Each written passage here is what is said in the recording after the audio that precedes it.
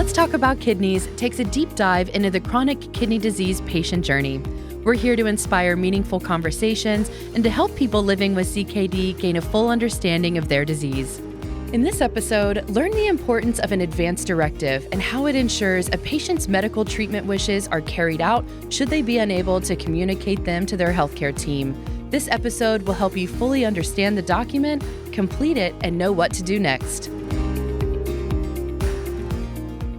Hi, Mary Beth. Hey, Bree. I am excited for us to get to sit down together again today. We're going to talk about some things that are really important when it comes to personal health care. Mm-hmm. So important, though, that it's oftentimes avoided because of how serious and, overwhelmingly serious that it can feel sometimes. Just how important, though, do you think what we're going to talk about today is? I think it's really important as a gift to the people who might be making decisions for you. It's a gift, but also to have control of our health care for as long as we can through letting others know what we want, what matters most. So it's time sensitive, to say the least. Yep, true. So in another episode, we talked about what matters most to a chronic kidney disease patient. And a big part of that is advanced care planning. Mm-hmm. So you mentioned how 10 to 15 years ago, that looked like just a single document, and how over the years, the healthcare community, but DNA in particular, has decided that there really needs to be more in order to really honor what matters most to patients.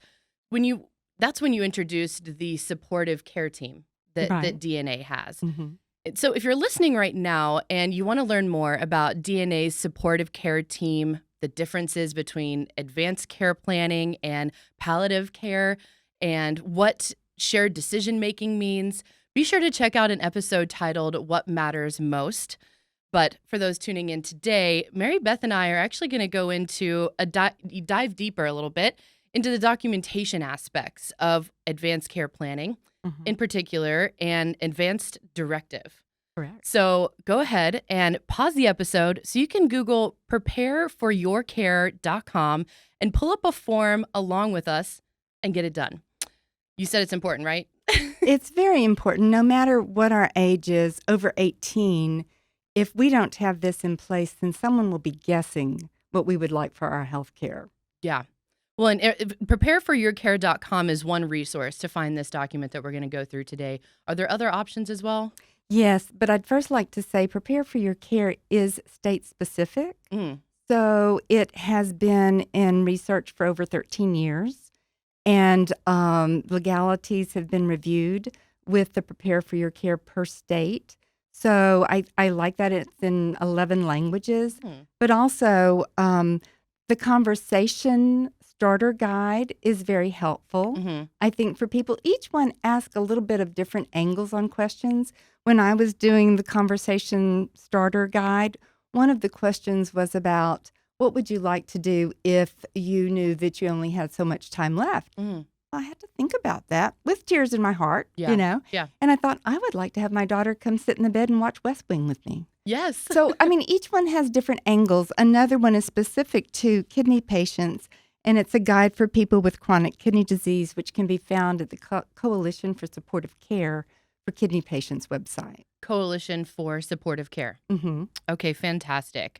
So we're going to walk through the form here today, but should we first start with what is an Advance Directive and how does that really fit into advanced care planning? Absolutely.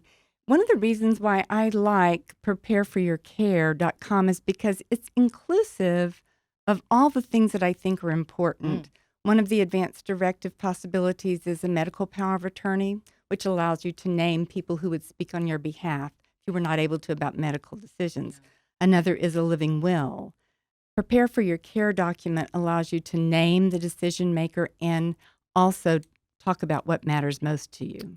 Fantastic. So let's get into it. I'm going to pull up the document here on my side. I know you have some of it in front of you as well. I do. You're immediately greeted with talking about this form has 3 parts. So what are we going to first get into here? One of the most important parts, as we talked about, is making the decision of who will speak on your behalf. And that's not something that comes easily for some people. Many people feel that they don't have anyone that they would trust to follow their decisions. And in that case, it's even more important to get something documented. Yeah. So then that would be the first part. Then we're going to talk about what matters most Mm-hmm. in certain situations. And again, advise people to update this at least every 2 years. Okay. And maybe more often if you're in the middle of a chronic illness or, Mm-hmm. an acute illness. And then letting others know your wishes, including your doctors. And being able to have a place where this form is known where it's found. Mm-hmm. I'm Very sure important. I'm sure we'll get into what to do with this form. Yes. Afterwards. Don't let me forget. Yes, exactly. We'll make sure to go into that. So, what should we do with this form? It looks like that's one of the first places to start. Well, normally we allow the patient to have the original. It doesn't have to be that they have the original. We make copies for the people they've named as their medical decision makers. We scan it into the chart. But really and truly, we want to give our advance directive to all of the doctors that provide care for us, Okay. including when we go to the hospital for something. Perfect. And so, what does a good decision maker, look like? Mm-hmm. Well, it can be a number of people. Someone over 18 is very important. It does not have to be a family member. It can be a trusted friend. One of mine is a friend that I've known since the late 70s. The first one is my husband. The second one is my daughter. So it can be any number of people that you feel comfortable would honor what's written down Mm-hmm. if they need to speak on your own behalf. And so, what will happen if you do not choose a medical a medical decision maker? Yeah. Most of the states have an order of progression in terms of relationships, spouse, mother, father, children, as to how that will be followed. Mm-hmm. But sometimes it can go to a court to decide. Mm. And I don't think really any of us want that. Right. Yeah, that would be our last stop there. Yeah. And so, what type of decisions can this, decision maker make? Well, there's flexibility noted in the Prepare for Your Care document, which is another reason that I like it. Okay.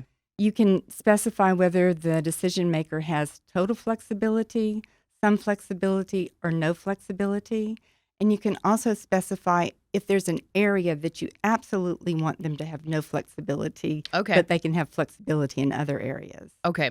Perfect. And so, if we're getting into actually where we're going to be signing the form, so it looks like I would need to select here, when can my medical decision maker make decisions for me? Mm-hmm. Whether that's immediately upon signing the form Mm-hmm. or only if you're in a situation where you cannot make medical decisions for yourself.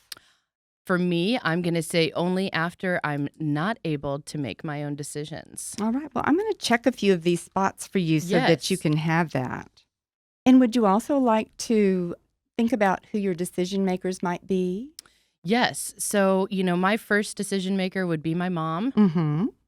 the madre. Mm-hmm. And the second person, I do like that there's that backup, Yes. option if Yes. you're not able to reach one person, depending on Mhm. how things are time sensitive. Or if you're in a car accident together. Oh, goodness. God bless us that this Yes, won't I'm going to happen, knock but- on wood right now. My second person would be my close personal friend. Okay. Right. Absolutely. All right. I'd trust her with my life. Good choices. Good choices. And at that point, would you want them to have any flexibility, to have no flexibility, or to have total flexibility? And so what does flexibility, what can that look like? Well, flexibility can be that they don't follow your wishes because they might think that you haven't made good decisions. Mm. Flexibility, some flexibility would mean that they could talk to the doctors, and if the doctors advise X, Y, or Z, then you give them that permission to do that. So does it, is this something that you've encountered when it comes to family or loved ones who have said, I wish, because I can imagine at that point, in my mind, I'm thinking flexibility, right? Take some advice from healthcare professionals and then make a decision. However, I'm wondering what your perspective has been from past experiences of folks who said, I wish they'd just made this decision clearer. Right. Well, for me personally, Yeah. I've certainly put some flexibility, and most people do choose that option, but people who or an advanced stage of disease who are very sure Mhm. that they do not want any wavering. They know exactly what they want. They will choose no flexibility. Yeah, my inclination is flexibility, so Okay. I'll select that for today. Just as a general thought, how do you usually prefer to make medical decisions? Entirely on your own with input from others, or would you prefer others to make the decisions for you generally? I would make them for myself. Yeah. An only child, so Yes. We're independent in that Yes, way. exactly, Yes, yes. exactly. And then, Bree, may I ask what matters most? Some of the areas that are important for us to know, like a friend of mine had advanced cancer, and it was very important for her to get home Mhm. so she could have her puppy with her, Yes. when she Yes. died.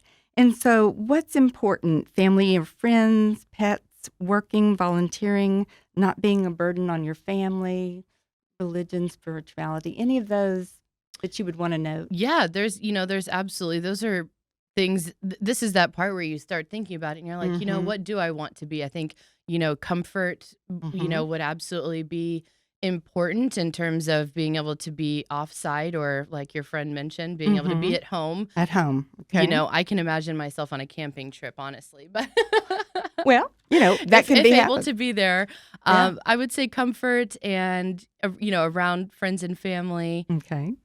What else did you mention that seemed Pets or caring for yourself and being independent. mm, yeah, I would say being able to care for myself. However, there's got to be a line of I'm sure anybody can decide on at what point you need Right. assistance and need others to make a decision for you. So And how we'll does talk a that little bit more about that Okay. also. So that's important, but Yeah. we'll talk a little bit more about that. Is that okay? Does Yeah, that sound like what we're leaning toward? Okay. absolutely. In your current state of health, what would be more important, living as long as possible, somewhere in the middle, or having quality of life and comfort? I'm going to say somewhere in the middle.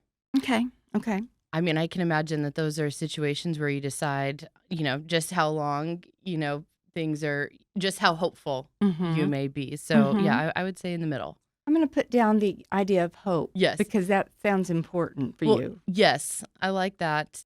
I'm curious if in this moment in time, if there's something that you recommend, Mm-hmm. just based on experience and years in this industry. Well, the most important thing is what matters most to each of us. This is a good point. And it's different for each of Yeah. us. Yeah. Now, the next question is perhaps a little tougher, I would Hmm. say. At the end of life, if you knew you had a terminal illness, what would be more important in that situation? Length of life, Mm. comfort, and quality of life? Somewhere in the middle. What would be the most I would say important then? comfort and quality of life. Okay. Yes. And that's often what many people choose, but again, it's what's specific to their Yeah. Well, because background. that's still somewhat of an intangible in the sense of what is comfort Mm-hmm. and what is quality of life. Mm-hmm. Just how granular, is that something we get into more? Or like, do you ever have to really line that out at some point? Or is it up Well, to determination in the moment? Well, we try, and for people that we know in our practice Hmm. that are chronically ill, as we see a decline in their condition, we would want to revisit this. Yeah. Sometimes it's weekly with patients. Yeah. Sometimes it's more than once a week, depending on the decline of their illness. Yep. Um, but the next part that we're going to discuss, I think we'll get into a little bit of that granularity. Okay. Okay. So at the end of life, which of these things would be very hard on your quality of life? Now, these are tough questions. Yeah. They're important questions for others to know. But being in a coma and not able to wake up or talk to your family and friends, would that be hard on your quality of life? Yes. However, I'm on like, is it a 2-day coma versus Mm-hmm. a, 6 Mm-hmm. to 8 month coma? Mm-hmm. That's not. And we would want to write that down. Okay. Okay. Okay. And I'm going to just take a moment to do that. Yeah. And then what about not being able to live without being hooked up to machines? Without being hooked up to machines. Mhm. Yeah, I would say that's, something I would like to avoid, or Hmm. if we're checking it? If we're checking it, that That means means that would be hard on your quality of life. okay. And in the next section, I'm going to ask a little bit about whether you would be interested in a trial of life support, Mm-hmm. staying on life support as long as possible, so that we kind of get into that granularity. Gotcha. So, Yes. So I would say that would be hard. The next one of not being able to think for myself, such as dementia. mhm, that would be hard too.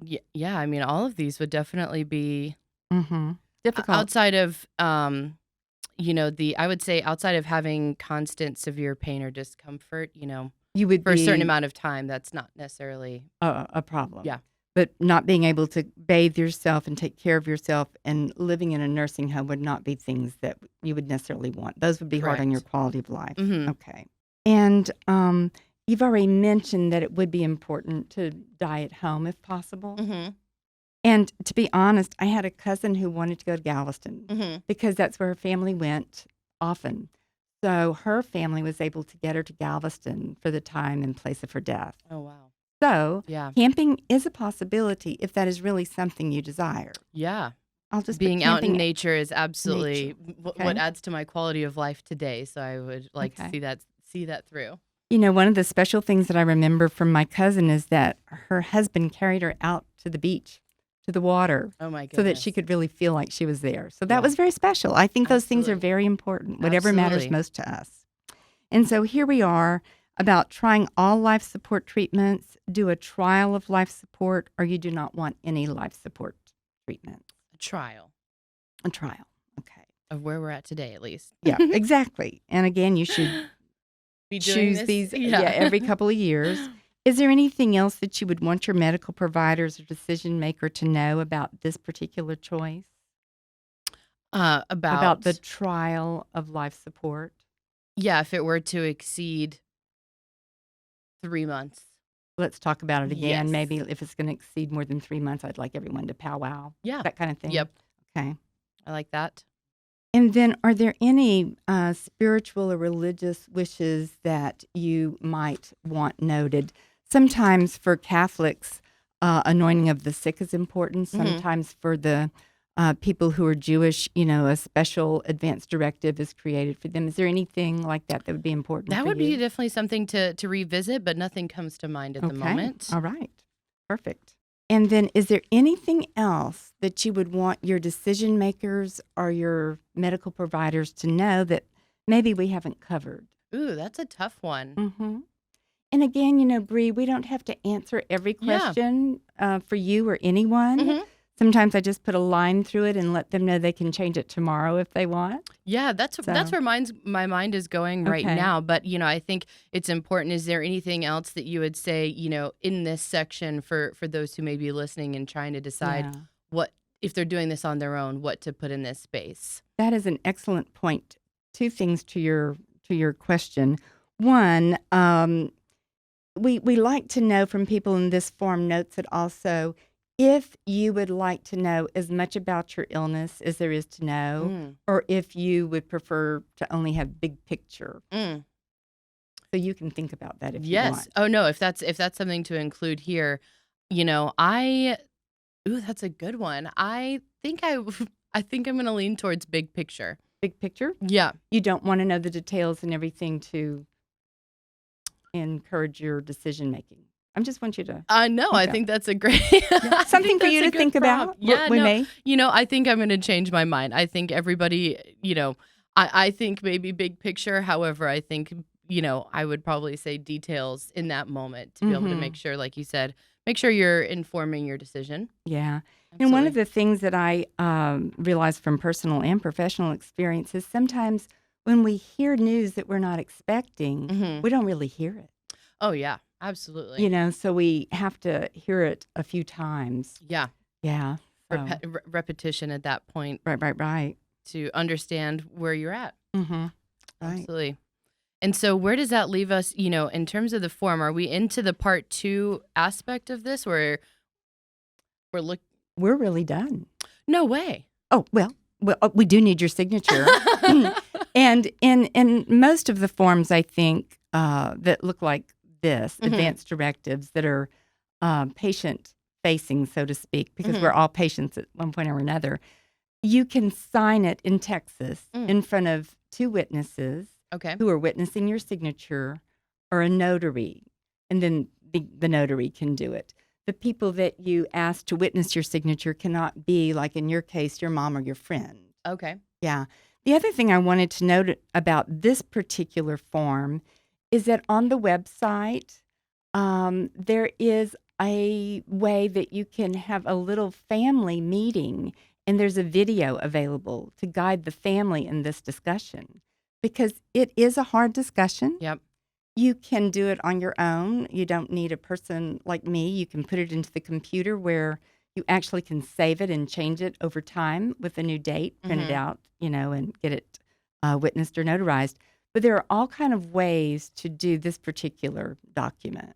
I think that's so important that you mentioned that. A, the fact that you would need it witnessed by two people who are not. Hmm. Those might be the two that you happen to be by Right, while you're filling it out. So it's right. important to note that You it can can't pull be. strangers off the street. Yeah. That's Okay. okay. But Okay. yeah, Yes. Other than yeah, that. yeah. Well, and so it looks like, I mean, some of the details here go into like organ donors and things like that. Is that something that We ends up being?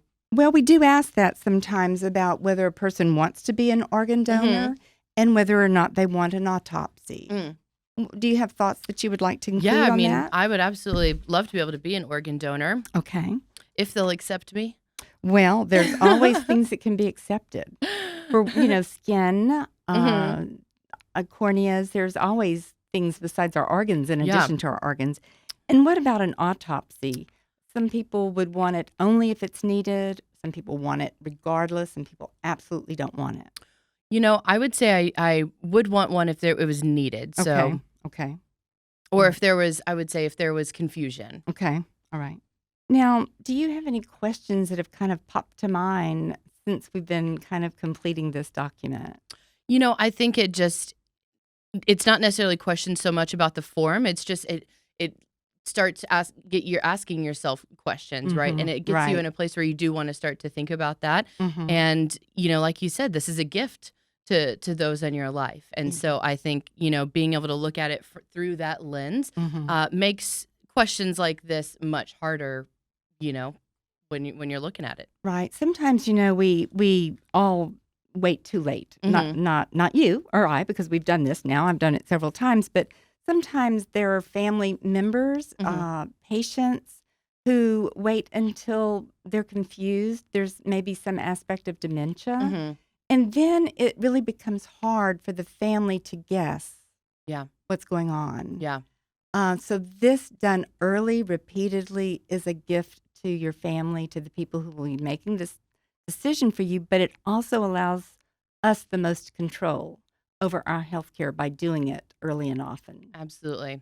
Well, one of the last questions I want to ask from you is what issues arise for a family or for loved ones when something like this is not in place?